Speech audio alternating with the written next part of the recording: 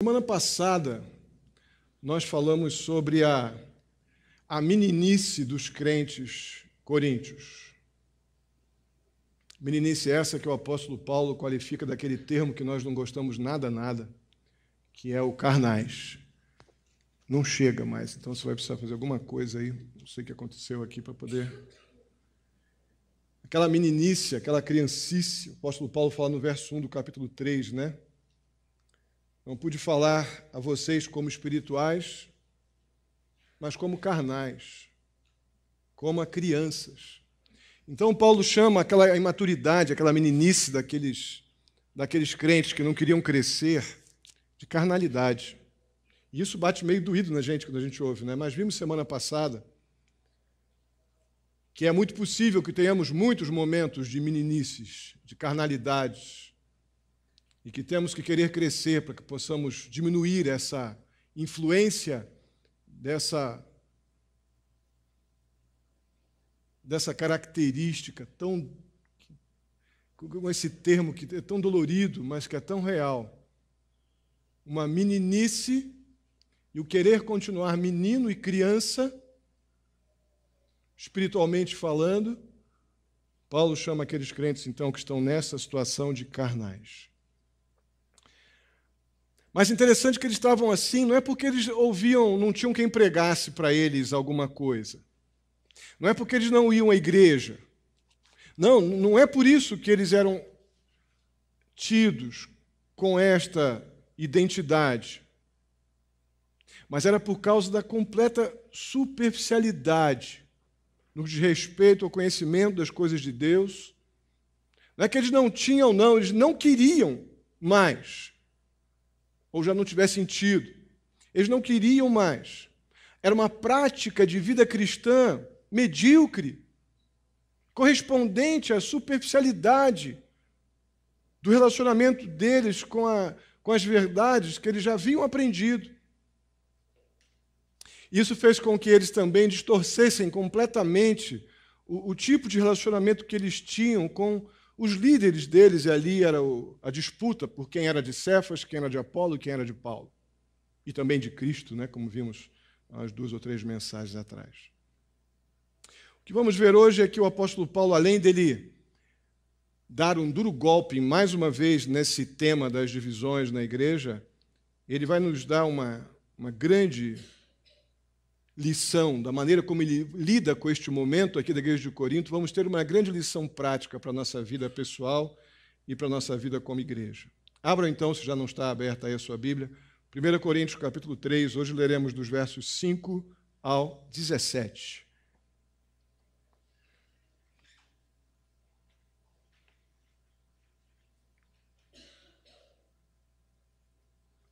Diz assim: afinal de contas, quem é Apolo? Quem é Paulo? Apenas servos por meio dos quais vocês vieram a crer, conforme o ministério que o Senhor atribuiu a cada um. Eu plantei, Apolo regou, mas Deus é quem faz ou quem fez crescer. De modo que nem o que planta, nem o que rega são alguma coisa, mas unicamente Deus que efetua o crescimento. O que planta e o que rega tem um só propósito, e cada um será recompensado de acordo com o seu próprio trabalho. Pois nós somos cooperadores de Deus, vocês são lavoura de Deus e edifício de Deus. Conforme a graça de Deus que me foi concedida, eu, como sábio construtor, lancei o alicerce e outro está construindo sobre ele. Contudo, veja cada um como constrói. Pois ninguém pode colocar outro alicerce além do que já está posto, que é Jesus Cristo. Se alguém constrói sobre esse alicerce usando ouro, prata, pedras preciosas, madeira, feno ou palha, sua obra será mostrada, porque o dia a trará à luz, pois será revelada pelo fogo, que provará a qualidade da obra de cada um. Se o que alguém construiu permanecer, esse receberá recompensa. Se o que alguém construiu se queimar, esse sofrerá prejuízo, contudo, será salvo como alguém que escapa através do fogo. Vocês não sabem que são o santuário de Deus e que o Espírito de Deus habita em vocês? Se alguém destruir o santuário de Deus, Deus o destruirá, pois o santuário de Deus, que são vocês, é sagrado. Amém? Vamos orar. Bondoso Deus, mais uma vez te adoramos, te honramos, ó Pai, na beleza da tua grandeza, da tua santidade, do teu poder, da tua justiça, do teu amor. Muito obrigado a Deus por podermos estar aqui reunidos em teu nome para te adorar. O que eu peço a ti agora em nome de Jesus é que o Senhor fale conosco mediante a tua palavra. Ó Deus, que sejamos alcançados, iluminados pelo teu Santo Espírito para compreender e também, ó Deus, capacitados a identificar, ó Pai, aquilo que for percebido como pecado, que possamos confessar.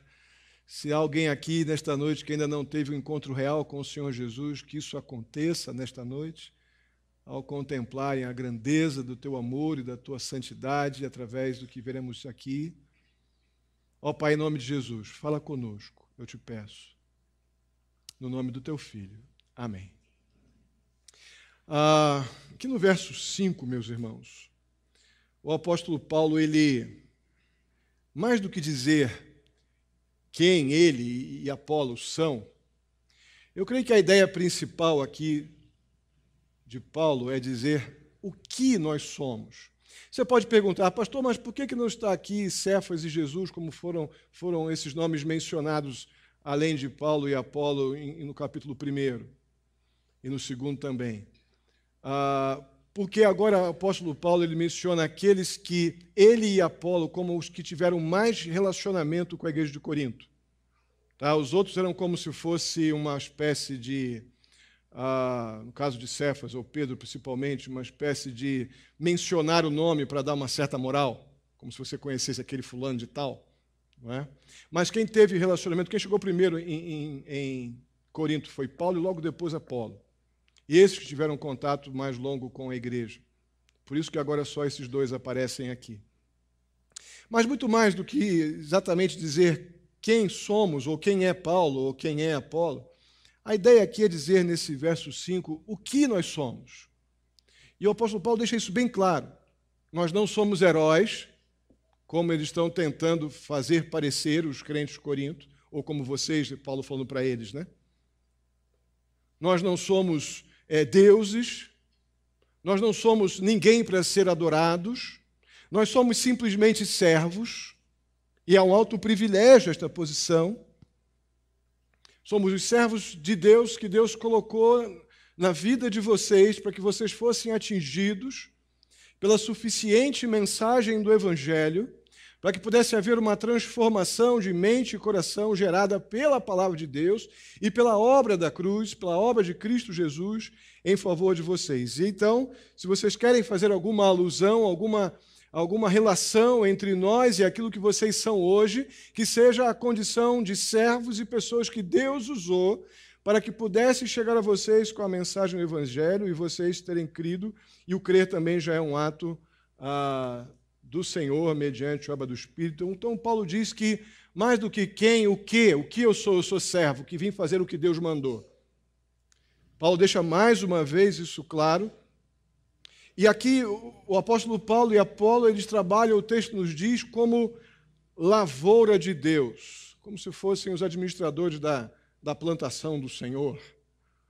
Não é? Um plantou, o outro colheu, estão trabalhando em conjunto, mas não são pessoas para serem adoradas, muito pelo contrário, mas eles trabalharam em prol da vida daquelas pessoas com a mensagem que não é a deles, mas é a mensagem do Evangelho, porque unicamente e somente Deus pode gerar vida e crescimento, e eles são apenas aqueles que Deus colocou ali com esse fim. Então, esse verso, chegando agora já no verso 9, que dos versos 5 até o 8, tá, esse discurso, essa identificação do que eles são e em nome de quem eles estão, surge então o verso 9, que vai ser uma transição entre essa figura da fazenda de Deus ou da lavoura e a construção. O verso 9 diz assim: pois nós somos cooperadores de Deus, e vocês são lavoura de Deus e edifício de Deus. Tem duas coisas muito importantes sendo afirmadas aqui. E esse verso 9 é bem uma transição de ideias, né? Parece que Paulo, ele, como eu disse anteriormente, ele deu mais um duro golpe nessa temática dos interesses de relacionamento daqueles crentes com esses líderes, nos versos 5 até o 8. E o verso 9, então, é uma transição para um novo discurso que Paulo começa a fazer, não mais tocando nessas questões de a quem eles estão seguindo, que tipo de líder eles estão seguindo ou por quê, mas agora Paulo vai lidar com essas duas figuras da lavoura e da construção, dizendo que nós somos cooperadores de Deus, vocês são lavoura ou campo de Deus e edifício de Deus. E duas coisas se destacam aqui. A primeira delas é que o apóstolo Paulo está indicando que todos os salvos por Jesus, eles pertencem a Deus e não a quem os levou a Cristo. Isso parece para nós hoje uma coisa relativamente banal, mas quando eu cheguei aqui há 18 anos atrás, tinham pessoas que eram verdadeiros... algumas pessoas que se julgavam donos de outros porque tinham evangelizado.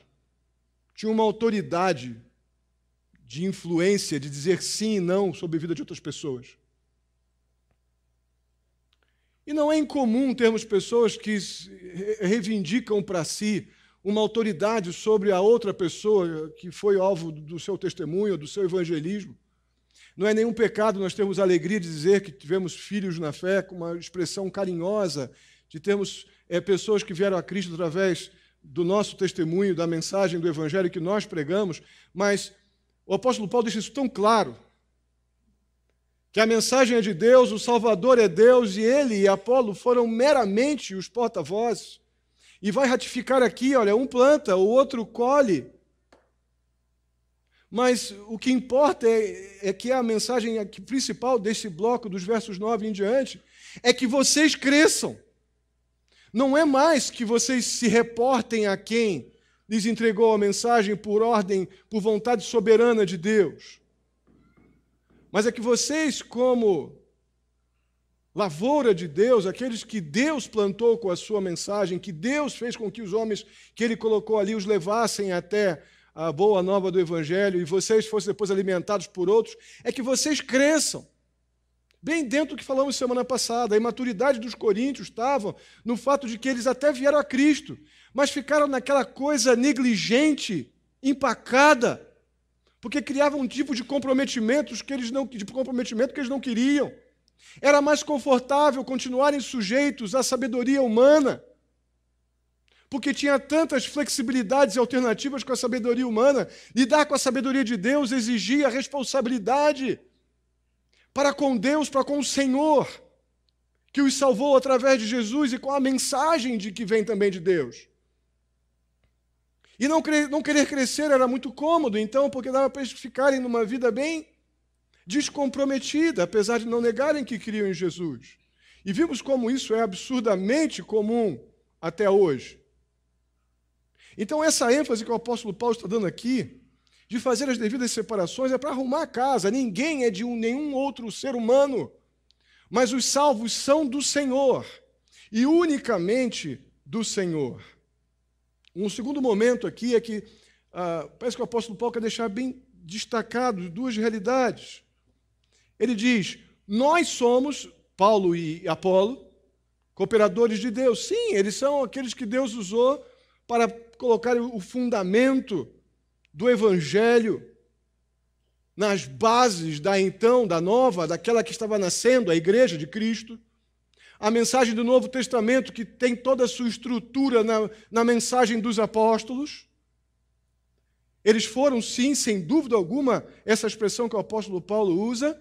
Deus nos usou e nos separou para isso. E depois separa um outro grupo onde nós estamos, mas vocês são a lavoura de Deus e o edifício de Deus. Então, os apóstolos empenharam aquele papel único na fundação da igreja, e os crentes nascidos de Deus, nascidos, na verdade, na lavoura de Deus, no trabalho iniciado pelos apóstolos, se tornaram, então, a igreja de Cristo Jesus. Por isso que esse verso 9 ele é tão importante para entender o que vai daqui em diante. Porque dos versos 10 ao 15 agora, a figura da lavoura ela vai ficar um pouco deixada de lado. E vamos começar a tratar aqui mais especificamente com a comparação da igreja com um edifício que está em construção. Com algo que está sendo construído, que está em movimento. O apóstolo Paulo fala no verso 10, conforme a graça de Deus, que me foi concedida, eu, como sábio construtor, eu lancei o alicerce. E outros, os líderes, os presbíteros da igreja, os líderes da igreja, os pastores, estão construindo, continuam levando a igreja, conduzindo a igreja, ensinando a igreja sobre este forte fundamento. E esse é o grande destaque que o apóstolo Paulo dá aqui. E tudo isso ele diz, olha, eu estou me apresentando aqui como um sábio construtor, mais ou menos como fosse o mestre de obra. Eu sou o mestre da obra. O Senhor é o grande engenheiro, é o grande construtor, é o Senhor de todas as coisas. Mas eu, como sábio construtor, eu lancei os alicerces para que vocês possam continuar trabalhando, servindo no processo de construção, edificação e crescimento da igreja, mas tudo isso aconteceu não porque eu sou bom, mas conforme a graça soberana de Deus que decidiu me separar e me chamar para isso. Todos os outros, nós, somos aqueles que são o alvo desse comissionamento e desse trabalho. Mas era necessário que os crentes de Corinto, como nós, que a gente coloque a mão na massa. O alicerce foi colocado. Vai ser muito interessante, vamos começar a construir aqui. E seria vocês, cada um de nós, certamente, qualquer criança, se nós fizermos os alicerces e não começarmos, ou tivermos um monte de tijolos soltos sobre o alicerce ali parado, a obra, o que a gente pensa? O que uma criança, o que você pensaria, Pedro? Tá? Fizemos aquelas bases lá que o vô já te ensinou, o que é aquela base da obra, a gente começa a levantar tijolo e para no meio. O que a gente pensa? O que vem à sua cabeça? Oi? Alguma coisa deu errado. A obra parou. Não cresce mais. Não sobe mais parede. Por quê? Porque os crentes pararam de trabalhar. Os crentes pararam de se envolver, não botaram mais a mão na massa. Começaram e abandonaram. Todos nós chegaríamos a essa conclusão se isso viesse a acontecer com a nossa obra, por exemplo. O fato é que os crentes aqui estão sendo chamados pelo apóstolo Paulo a uma postura de que, olha, o que tinha que ter sido feito de forma forte e suficiente, foi feito. Agora continuem crescendo, continuem num processo de botar a mão na obra e continuar a crescer. Mas como toda boa construção, existem critérios, e é por isso que o texto do verso 10 termina com uma advertência. Contudo, veja cada um como constrói. Não faça porcaria, não. Veja cada um como você pretende construir aquilo que está sobre excelente, excepcional e suficiente fundamento. Quais os critérios que nós precisamos ter neste processo de sermos aqueles que dão continuidade, que continuamos crescendo num contexto como igreja, nós crescemos, individualmente nós crescemos, sendo edificados sobre o firme fundamento do Evangelho? Eu creio que em primeiro lugar, nós temos que crescer de acordo com os padrões de uma construção. Muitos de nós já construímos, não é? Alguma coisa, uma obra, uma casa, um prédio, enfim, nossas casas, já fizemos alguma coisa. E quem já mexeu, então, com obras sabe muito bem a importância da base, da fundação. Nós sabemos disso. Creio que nós devemos saber até pela boa experiência de ter construído sobre uma boa base, e não é difícil termos alguns aqui que temos a ruim experiência de termos construído sobre uma base ruim. E sabemos o que acontece depois que, principalmente, colocamos o telhado, quando baixa, quando vem peso sobre o alicerce. Nós sabemos bem, provavelmente, dos dois lados da história. Mas esse mesmo princípio, esse mesmo padrão, essa mesma regra, ela se aplica para as coisas do Senhor, para a construção do Senhor, para a construção das coisas de Deus. É necessário que nós estejamos fazendo tudo sobre uma fortíssima base. Nenhum edifício pode permanecer de pé se a base não for sólida. Eu falava esses dias, conversava sobre essa mensagem com o Jean e lembramos do prédio que ele morou, né, Jean? Lá na Barra da Tijuca, no Rio de Janeiro. Não sei se vocês lembram aquele prédio, mais de 10 andares tinha aquele prédio, né? O Palace 2, lá no Rio, lembram, na Barra? Que foi construído, aquele engenheiro maluco foi preso, não sei onde é que ele está hoje, construiu com areia da praia. Estava lá o prédio. Todo um monte de gente dentro. Jean estava lá dentro também. Não caiu, né? Graças a Deus, né, irmão? Mas um dos blocos lá caiu. Mas estava em pé, bonitinho, na Barra da Tijuca, dos metros quadrados mais caros do Brasil. Ó, que chique. Mas caiu. Ou mais, caiu. Interessante, né? Não é o fato de estar de pé que significa que está sobre bases sólidas ou que não vai cair. E a doutrina dos apóstolos, todo o contexto do Novo Testamento, é a base, sem dúvida alguma, do edifício de Deus. Quem é o edifício de Deus nesse texto? Nós. Nós somos o edifício de Deus. E se não estivermos nesta base, que é a doutrina dos apóstolos, em nosso crescimento, sabe o que acontece com a nossa vida cristã? Ou pelo menos com a nossa vida religiosa? Se não houver conversão, é mera religiosidade.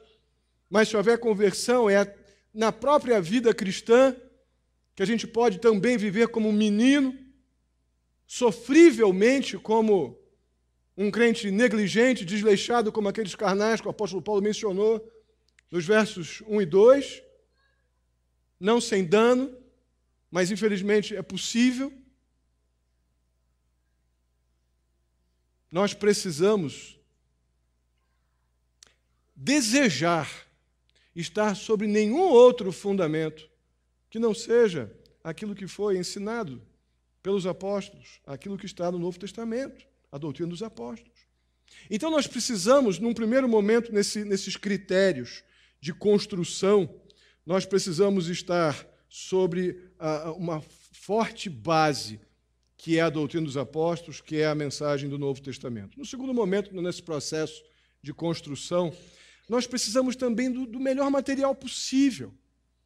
Não dá para construir as coisas com material ruim. Eu tenho a experiência de botar coisas na minha casa, o dinheiro acabou, tinha que entrar. Aí o que a gente faz? Até enquanto o dinheiro está dando, a gente compra tudo tigre. Depois, quando o dinheiro acaba, a gente começa a botar como é que é? O gatinho. Os minhau, né? O dinheiro acabou, a gente botava no começo Sasazaki, depois eu botei, nem sei o nome do chinês que eu botei lá na Kawasaki. Pois é, a casa está lá, mas não significa que ficou bom. Não é? Alguns materiais baratos, e aqui o verso 11 nos ajuda a pensar nisso, serve para construir, irmãos, mas não dura. O verso 11 diz assim: porque ninguém pode construir outro alicerce além do que está posto. Não adianta você querer botar no alicerce barro, cal e só um pouquinho de cimento e achar que ficou bom porque ficou duro. Uma das coisas que nós descobrimos aqui embaixo desse piso, quando fizemos esse piso novo, eu estava no seminário em São Paulo e o pedreiro me ligou: pastor, estou com um problema aqui, que eu achei que é só você tirar o piso e botar outro, né? Aí ele me liga: estou com um problema aqui na igreja, pastor, um problemão. Eu falei: o que houve? Eu lembro o nome dele, Alonso. Pastor, comecei a mexer aqui, tirei praticamente quase 30 centímetros, quando chega perto do púlpito, de barro, cal e areia. Como assim? Pastor, era uma inclinação muito grande. E acho que o pessoal na época, o que dava para fazer, eles fizeram, eles acertaram a inclinação. Talvez que eu tinha barro na obra, talvez tivesse um caminhão de barro por aí. E jogaram o barro e botaram o cal e água, talvez pouco cimento. Sei que aquilo ali quebra, pastor. Eu bato com a marreta ali, afundo a marreta até a laje. Mas tem uns 30 centímetros de altura quase. Estava aqui, todos nós estávamos sobre o chão aqui, não estávamos? Não sei se vocês observaram, mas tinham muitas trincas naquele chão. Não sei quantos prestaram atenção. Estalava muito, tinha muitas trincas. O pessoal fez o que pôde na época. Mas era barro. Estava aqui, nivelou o chão, estava usando. Mas quando fomos fazer direito com bom material, tivemos não sei quantas caçambas de entulho botamos aqui para tirar todo aquele barro que estava aqui embaixo, para depois então acertar com concreto, acertar todo esse chão, para depois fazer o piso que nós estamos em cima. Então, coisa ruim, material ruim também dá uma quebra o galho. Só que como estávamos naquela época, estava tudo trincado a ponto de temos que tirar tudo.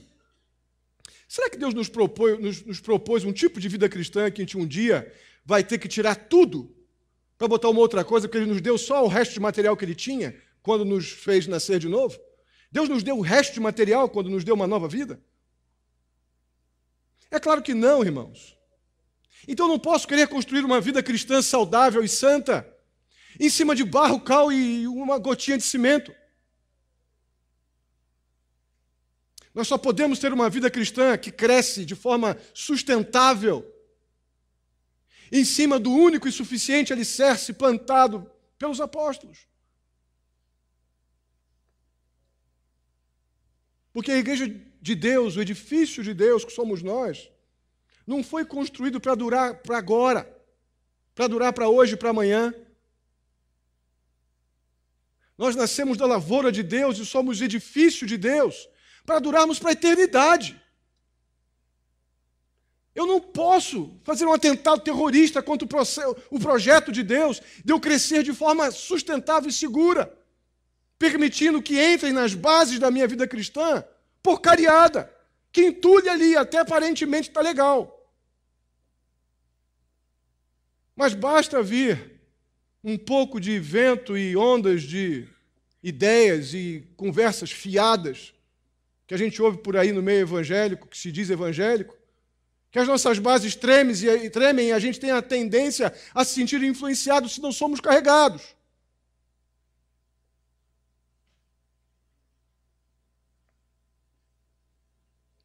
Então, o material que dura é aquilo que é eterno. E o que é eterno vem de Deus, é a palavra de Deus e do Espírito de Deus. Isso é que dura. Amém? Em terceiro lugar, aqui nesses pré-requisitos dos padrões básicos de construção de Deus, o construtor na nossa vida cristã, nós devemos estar num processo de edificação e crescimento com habilidade, devemos construir habilmente. Irmãos, mas não temos habilidade sem o manejo. Por mais que você tenha talentos,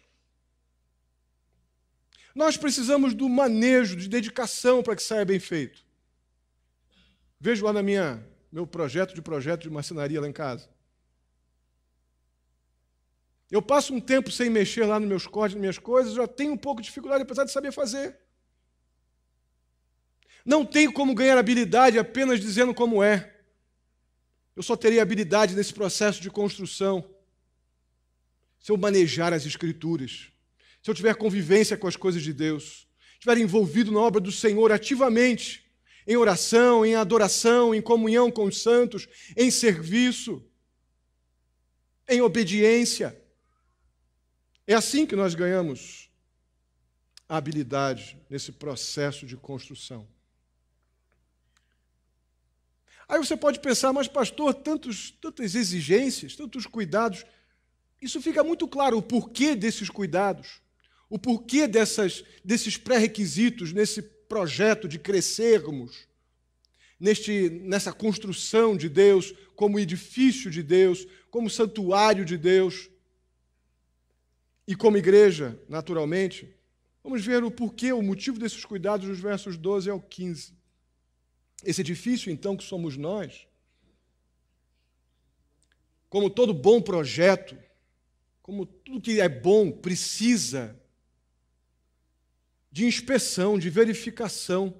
Não tem, irmãos, nós precisamos sempre, em tudo, digo isso muito para as pessoas que estão comigo aí no dia a dia da igreja, na liderança da igreja, não tem como eu dizer, meu irmão, vai lá e faz aquilo, por favor, para mim.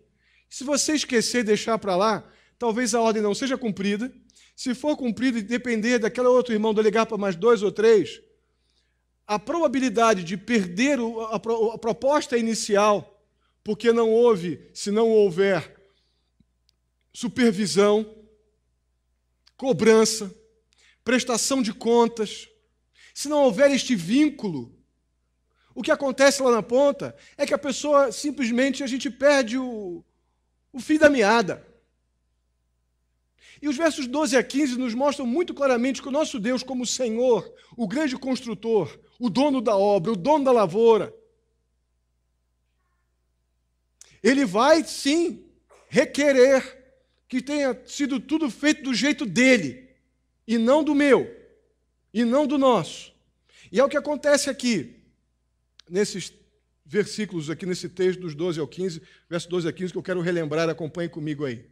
Se alguém constrói sobre esse alicerce, que é Cristo, usando ouro, prata e pedras preciosas, madeira, feno ou palha, sua obra será mostrada, porque o dia a trará a luz, pois será revelada pelo fogo, que provará a qualidade da obra de cada um. Vamos parar aqui por enquanto. O que está acontecendo aqui? O que está acontecendo aqui é o que nós veremos quando chegarmos lá em 2 Coríntios, capítulo 5, verso 19, que o apóstolo Paulo está fazendo uma ligação lá com o tribunal de Cristo que vimos agora na classe de doutrina. Momento quando a igreja for arrebatada e chegar no céu, haverá um evento muito especial, chamado Bema, no texto original, que é a ideia de um tribunal, que não é para condenar, para que ninguém seja mais deixado fora, mas é um tribunal para avaliar o que foi feito. É para avaliar a qualidade da obra, literalmente. E é isso que está acontecendo aqui. Aquilo que nós produzimos ou construímos como crentes, o Senhor soberano, o juiz, como juiz, o engenheiro, o dono da obra, Ele vai avaliar. E tudo aquilo que nós produzimos e construímos como crentes será ali provado pelo fogo, como diz o texto.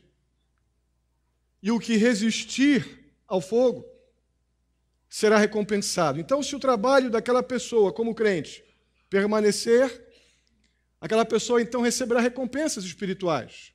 Se o trabalho daquela pessoa não permanecer, a pessoa não receberá recompensas. E aqui a figura do ouro, prata e pedra preciosa, quando provado pelo fogo, ficam mais puros, concorda? A palha, o feno e a madeira, quando provado pelo fogo, o que acontece? Queima. Queima. Então o soberano, construtor, o engenheiro, o dono da obra, ele vai checar, sim, aquilo que nós produzimos. E se aquilo que nós produzimos simplesmente for um serviço de má qualidade, não tem por que receber recompensa alguma. E pelo fogo será queimado. É o que o texto está nos dizendo. Paulo não está falando aqui de perda de salvação. Muito pelo contrário. Aquilo que não presta será queimado, não o crente. Mas aquilo que não presta, produzido pelo crente, que foi feito com má qualidade, isso sim será queimado. Mas o verso 15 diz que o crente será salvo, mas como através do fogo, ou seja, não sem a inspeção do dono da obra. Alguém pode pensar assim, pastor, então eu posso pecar à vontade. Obrigado, estava precisando ouvir isso. No máximo que eu vou perder é um pouquinho de recompensa, né, pastor? Então dá para chutar o balde, continuar como eu estou, então, na minha vidinha meia boca de vida cristã. Dá para continuar levando, tranquilo, não tem problema não, que eu não vou perder o céu, não. É uma triste ironia, mas é um pensamento possível. Tragicamente possível. E quem pensa assim, acha mesmo que pode ter uma vida de cidadania dupla, que ainda vai se dar bem lá no final. Mas os versos 16 e 17, eles são direcionados exatamente para aqueles que acham que podem minimizar o que vem sendo tão seriamente ministrado pelo apóstolo Paulo à igreja. Esse edifício que é descrito pelo apóstolo Paulo como em construção, que somos nós, no verso 9 é dito então que esse é o edifício de Deus. Então somos nós, os salvos pela graça, que agora, nos versos 16 e 17, são também chamados de santuário de Deus ou templo de Deus. Aqui vemos também que o apóstolo Paulo chama a igreja de morada de Deus através do seu Espírito. Ou seja, nós somos então o lugar onde Deus habita. É o que o texto nos diz. Sendo assim, esse verso 17, ele nos apresenta a gravidade das implicações de destruir, é a expressão que está aqui. Vamos reler os versos 16 e 17 para relembrar. Vocês não sabem que são santuário de Deus e que o Espírito de Deus habita em vocês? Se alguém destruir o santuário de Deus, Deus o destruirá, pois o santuário de Deus, que são vocês, é sagrado. Eu creio que esses versos aqui, eles tiram o conforto daqueles que acham que podem ter uma dupla cidadania, um pouquinho de céu e um pouquinho de mundo. Eu creio que isso aqui tira um pouco as esperanças de quem pensa assim. Mas aqui nós vemos, principalmente no verso 17, a gravidade dessas implicações ou da implicação de nós podermos ser alguém que possa destruir. A palavra destruir aqui ela tem um significado muito forte também de contaminar. Contaminar o templo de Deus. Então, quando a gente vive uma vida piedosa, quando a gente vive uma vida em obediência à palavra de Deus, através, obviamente, da dependência e do poder do Espírito Santo, 1 Pedro capítulo 2, verso 9, diz que nós podemos exibir a glória de Deus. Nós mostramos a glória de Deus. Nós mostramos quem Deus é, o seu amor, a sua justiça, a sua graça, quando nós testemunhamos vivamente, através de vidas piedosas, a palavra de Deus. Mas quando um crente ele não cumpre dignamente o seu papel como alguém salvo pela graça, o texto bíblico nos indica que ele se torna um dano à igreja de Cristo. Um dano. Algo que cria, que contamina, que afeta a igreja. E as consequências disso são severas. Por quê? Porque nós estamos difamando o próprio Deus. Concorda comigo? O nosso Deus acabou de dizer que nós, que fomos na sua lavoura plantados, depois disso nós nos tornamos o edifício de Deus, agora ele diz que nós somos os santuários de Deus e que ele mora em nós. Quando eu deixo de cumprir dignamente o meu papel como um pecador, mas um pecador arrependido, quebrantado, está lutando por uma vida santificada, comprometida com esse crescimento sobre esse tão forte fundamento que é o Evangelho. Quando não há esse nível de comprometimento, a Bíblia está dizendo que a gente causa dano, destruição, e quem fica difamado é o Deus que nós representamos com a nossa vida. Vai dizer você para mim que nós não temos visto aí na mídia um Deus difamado, que nós não temos conhecido pela mídia um Deus que se apresenta nos púlpitos, mas que é difamado, que é escândalo, que é ridicularizado por essas pessoas que acham que podem construir prédios com areia. Está lá, fica em pé. Mas nessa situação, nessas condições, é Deus quem fica ridicularizado. Então não tem como não haver juízo para isso. Por isso que a advertência do verso 17 ela é tão séria. Se alguém destruir o santuário de Deus, Deus o destruirá. Pois o santuário de Deus, que são vocês, é sagrado. Mas, pastor, o senhor não falou que não vai perder salvação? Sim, eu falei. O problema é que a gente continua achando que se a gente for para o céu, mesmo que seja para ficar guardando o carro lá na entrada das bodas do Cordeiro, tá legal? Continua sendo uma coisa que a gente acredita. Porque não ser destruído no de respeito à salvação já está tão legal para a gente que está no céu, mesmo que eu fique lá na rabeira de tudo, vendo de longe a festa lá das bodas do Cordeiro, está legal? É que eu acho que esse destruído aqui não são as minhas obras, não é aquilo que eu achei que estava fazendo para Deus, mas era tão mal feito que Deus não quis. E a gente acha que isso não é ruim. Mas o próprio Deus diz que o dano que sofreremos é a destruição daquilo que nós achamos que fizemos, mas que não valeu nada para Deus. Você já sentiu na tua vida cristã, em algum momento, você achar que fez, e de repente chega no final de certas etapas, você sente um vazio, um estranho vazio, como se não tivesse feito nada? Sabe, geralmente, por que isso acontece? Porque a gente não ganhou aplauso, ou não foi o nome colocado em destaque em algum lugar, e eu saí tão disfarçado, ou não tão claramente como entrei, saí sem ser percebido, mas achei que fiz tanta coisa que iam me aplaudir, que iam fazer e acontecer, e eu fico sentindo aquele vazio. Sabe por quê? Porque esse trabalho não serviu para Deus para nada. Porque eu não recebi consolo, conforto, alegria do Senhor. Não recebi esperança e vontade de produzir mais. Não construiu nada. Ficou apenas com a aparência. O apóstolo Paulo está pegando duro nisso com a igreja lá.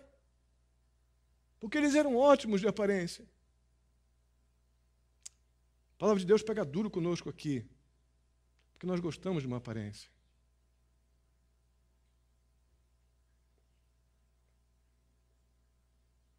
Eu creio que esse texto, em particular o verso 17, ele tem o objetivo de desencorajar mesmo um estilo de vida pecaminoso, conformado. Paulo não tem a menor intenção de consolar um crente aqui que continua deliberadamente praticando o pecado. Peco porque quero. Chamo de outro nome para não parecer pecado. Paulo não tem nenhuma intenção de consolar ninguém com esse texto. Para aqueles que se sentem presunçosos por poder continuar no pecado e achando que vão para o céu e está tudo certo, são para esses que o apóstolo Paulo escreve, verso 17. Estamos chegando no fim deste bloco. E eu quero botar de forma bem prática aqui como que a gente pode, então, contaminar ou destruir o templo de Deus, a obra do Senhor. Dentro da temática inicial desses versos 1 a 4, a gente pode contaminar ou destruir a obra do Senhor, o santuário de Deus, o templo de Deus, nos dividindo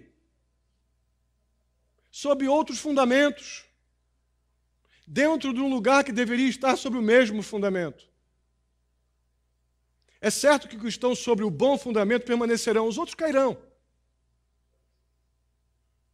Mas o processo, ele causa dano à igreja.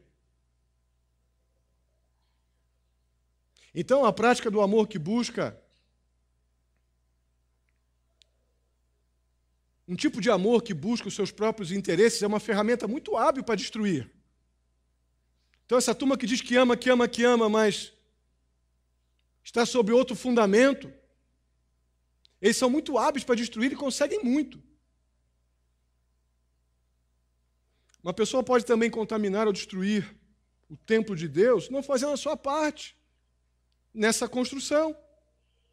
Irmãos, por que a igreja tem tanta dificuldade, por que nós, como igreja, temos tanta dificuldade em conseguir pessoas que se voluntariem, se dediquem a aprender das coisas do Senhor, a vir para o Instituto Bíblico, a darem aula, escola dominical, a estarem servindo em várias áreas da igreja e em tantas outras áreas que temos aí de serviço? Por que tem tanta dificuldade em ter pessoas com essa liberalidade a longo prazo, não aquelas coisas que duram enquanto dura a empolgação? Eu tenho muita convicção que é porque muitos não entenderam ainda o fato de que Deus exige de cada um que foram salvos pela sua graça, que Deus exige de cada um que gosta de se dizer não sou membro da igreja, mais do que ser membro da igreja, ser parte do corpo de Cristo, onde Ele é o cabeça, e fomos salvos por uma graça inimaginável, que nos tirou da escravidão, da morte no pecado e nos deu vida.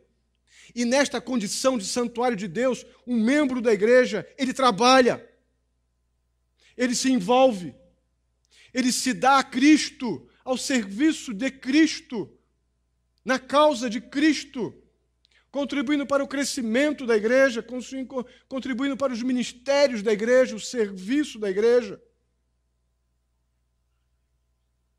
Agora, quando isso não acontece, a gente consegue também destruir e contaminar a igreja. Nós contaminamos a igreja também quando não construímos sobre o fundamento dos apóstolos. Pastor, você já falou isso, mas vou falar de novo. Porque é fácil demais. Algum engraçadinho, bonitinho de púlpito e de palco, bom de boca, bom de gogó e com luzes, câmeras e ação, falar uma coisinha legalzinha ali na praça. E de bobear ter um número de membros dessa igreja ou congregados lá ouvindo e achando legal. Mesmo que não esteja sobre o fundamento dos apóstolos. Mas foi bonitinho, foi legal. Disse que amanhã você vai ficar tudo bem, vai dar tudo certo, você vai ser feliz amanhã. Olha, irmão, dinheiro pode deixar você bem feliz amanhã, mas ele acaba. Ter coisas, ter bens, realizações, isso é muito legal. Eu quero muito, Deus, também que você consiga, mas isso vai contribuir. Isso não vai contribuir para que você cresça, para que você seja um homem ou uma mulher de Deus. Vai ser apenas instrumento de tropeço para a sua vida cristã, porque você não está maduro para lidar com o crescimento e vai te fazer ter as coisas antes da hora. Essas promessas de sucesso instantâneo, não é difícil ganhar, não é difícil ter. Difícil é ser. Difícil é saber ter. E tem gente assim com essas propostas sobre fundamento furado, no rádio, na televisão, e muitos de vocês ouvindo. Qualquer construção sobre outro fundamento destrói a igreja.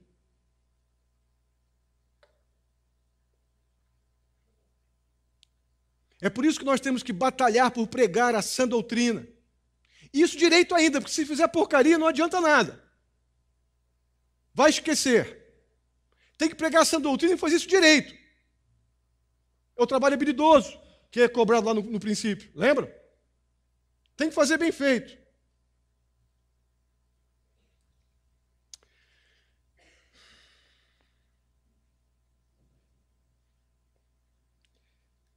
Eu não vou terminar dando ênfase à negligência. Não vou mesmo. Eu vou ver o verso 16, nós vamos ver o verso 16, sobre o contraponto que ele se propõe, sem fazer nenhum tipo de invencionice aqui, de forma alguma, muito pelo contrário. Nós vamos enxergar o verso 16 positivamente. Nós poderíamos ler o verso 16 assim, vamos ler juntos. Vocês são o santuário de Deus e o Espírito de Deus habita em vocês. Vamos ler de novo? Vocês são o santuário de Deus e o Espírito de Deus habita em vocês. Essa é uma forma de vermos o verso 16 positivamente. Porque quando o apóstolo Paulo usou aqui no texto, ele usou para questionar, para fazer lembrar de uma forma negativa, sim. Ele diz no verso 16, vocês não sabem que vocês são um santuário de Deus e que o Espírito de Deus habita em vocês? A ideia é a seguinte, olha o que vocês estão fazendo, vocês estão esquecendo algo muito importante. Não vamos olhar dessa forma, não. Ela é necessária. Nós já fizemos isso. Nós vamos olhar agora de outra maneira. Vamos olhar de uma maneira que nos motive verdadeiramente a crescermos, mas de uma maneira sólida. Não com material porcaria, mas em cima do verdadeiro e único e suficiente fundamento, que é a boa nova do Evangelho, que é a mensagem da salvação. É a obra de Cristo Jesus, é aquilo que os apóstolos pregaram como um fundamento para a igreja. Nós vamos crescer sobre isso, vamos continuar crescendo, usando bom material, com habilidade, com dedicação, não abrindo mão de forma alguma do fundamento, mas continuar crescendo para o Senhor como templo de Deus, como santuário de Deus. Então é por isso que vamos olhar e terminar esta mensagem, vamos ficar de pé, e vamos terminar com esta perspectiva. Talvez olhando para este versículo com esta apresentação, você pense, puxa vida, não tenho sido isso. Deus me colocou nessa situação, Deus me deu esta posição, é Deus quem me chama de edifício dele, templo dele, lugar que ele habita, mas eu não tenho, de fato, vivido assim. Pelo menos o tempo todo, que deveríamos fazê-lo. Então, olhando para essa perspectiva positiva desse texto, desse verso 16, que diz: vocês, nós, eu e vocês, somos santuários de Deus, e o Espírito de Deus habita em vocês. Com isso em mente, nós vamos orar. Mas eu queria que você tivesse alguns segundos de oração pessoal. Avalie honestamente: Senhor, eu tenho sido aquilo que o Senhor diz que eu sou. Eu tenho tido decisões e tomado decisões de crescimento, crescendo como edifício teu, com material de primeira, fazendo as coisas do teu jeito e não do meu. Eu anuncio o Deus verdadeiro das Escrituras que vive em mim, ou eu sou mais escândalo do nome de Deus do que um anúncio do nome de Deus?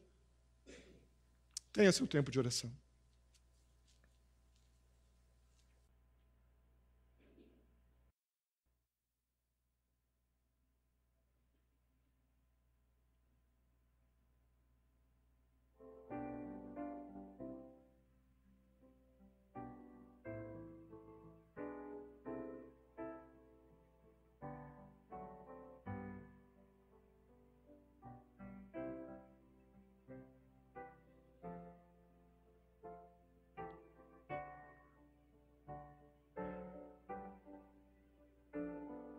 Pai querido, muito obrigado pela tua palavra, que vem em nossa direção, ó Deus, de forma firme, segura, paciente, amorosa. O Senhor vem em nossa direção, ó Deus, nos confrontando numa área muito delicada, que nos faz jogar fora a aparência daquilo que não tem valor para o Senhor.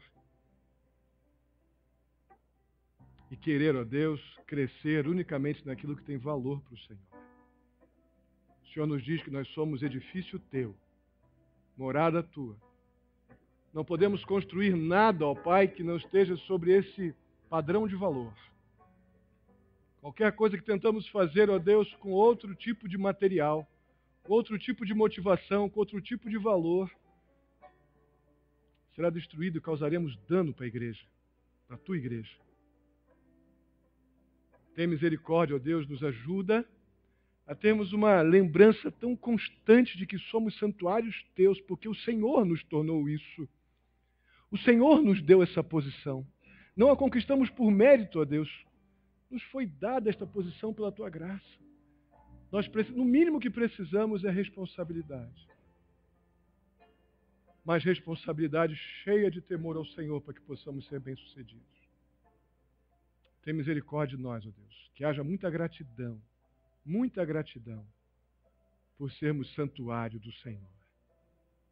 Mas que também haja muita responsabilidade e atitudes práticas.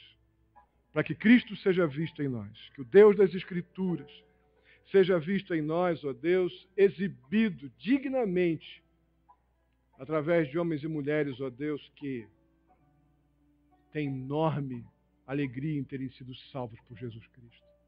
Têm enorme alegria por serem santuários do Deus vivo. Ajuda-nos nisso, ó Deus, eu te peço. Sei com cada um. O Senhor sabe o que talvez esteja sendo confessado aqui como pecado, porque não adianta apenas, Senhor, eu achar que é isso mesmo e ficar por isso mesmo. Estamos vendo aqui áreas que não estão funcionando. Temos que confessar como pecado com a decisão de abandonar e ter uma nova vida.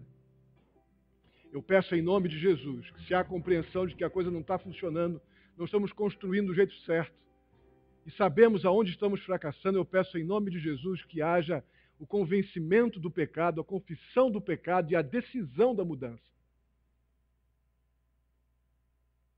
Assim eu te peço, Pai, muito agradecido pelo teu cuidado, pela tua palavra, mais uma vez para conosco.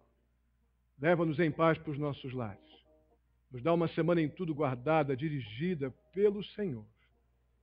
Pedimos a Deus pela saúde da Mariana, que ela possa estar sendo suprida pelo Senhor, que o neném possa estar sendo também guardado pelo Senhor e que a tua vontade seja feita na vida da Mariana, do Jean, da sua família, Pai.